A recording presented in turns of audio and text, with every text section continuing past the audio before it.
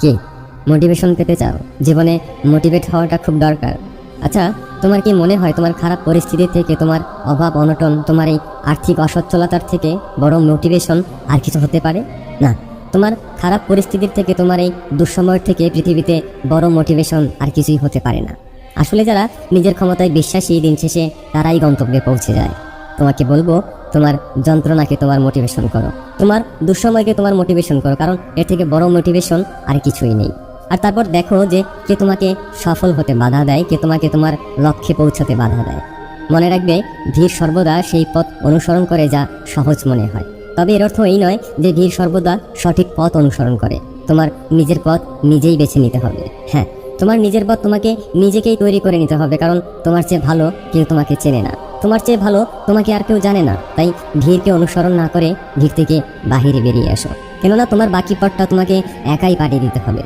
জেনে রেখো, সাফল্য আমাদেরকে বিশ্বের সাথে পরিচয় করিয়ে দেয় এবং ব্যর্থতা বিশ্বকে আমাদের সাথে পরিচয় করিয়ে দেয়। তোমার ভেতরে যদি হেরে যাওয়ার ভয় থাকে, তাহলে কখনোই জেতার আশঙ্কা করো না, কারণ সূর্যের মতো হতে হলে রোজ তোমাকে সূর্যের মতো উঠতে হবে, সূর্যের মতো করে উঠতে হবে, আর এটাই নিয়ম। তাই সূর্যের মতো পুরে তোমার চারপাশটা আলোকিত করার চেষ্টা করো।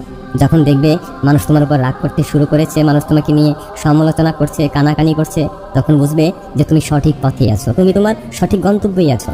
তাই কান কথায় কান দিয়ে তুমি তোমার জ্ঞান থেকে সরে যেও না। পরের পরামর্শকে প্রাধান্য দিয়ে তুমি কখনো তোমার নিজের সিদ্ধান্তকে অবহেলা করো না, কারণ পৃথিবীতে বিবেকের থেকে বড় আদালত আর কিছুই থাকতে পারে না। তোমার আশা এমন হওয়া উচিত যা তোমাকে গন্তব্যে নিয়ে যাবে, তোমার গন্তব্য এমন হওয়া উচিত যা তোমাকে জীবনযাপন করতে শেখাবে, আর তোমার জীবনযাপন এমন হওয়া উচিত যা তোমাকে সম্পর্কের মূল্য বুঝতে শেখাবে, এবং সবশেষে সম্পর্কটা এমন হওয়া উচিত যা তোমাকে এটা মনে রাখতে বাধ্য করবে। তাই তোমার ভেতরে সাহস রাখো, সেই মুহূর্তটাও আসবে।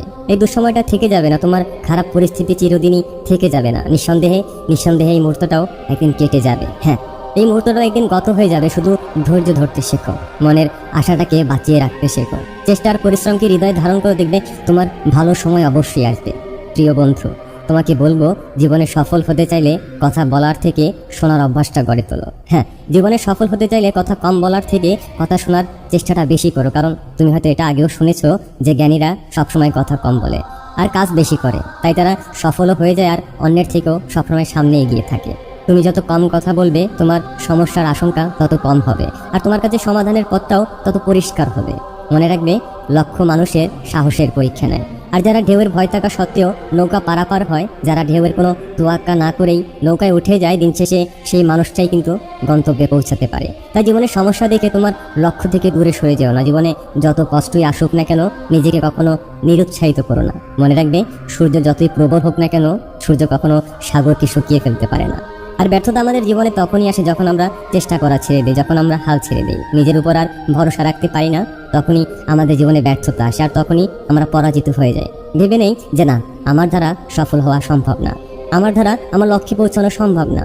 জেনে রেখো, অন্ধকারে আলোকিত তারাই হয় যারা পরিশ্রমের আগুনে নিজেকে পোড়ায়, যারা মেহনত করতে জানে, যারা ধৈর্য ধরতে জানে।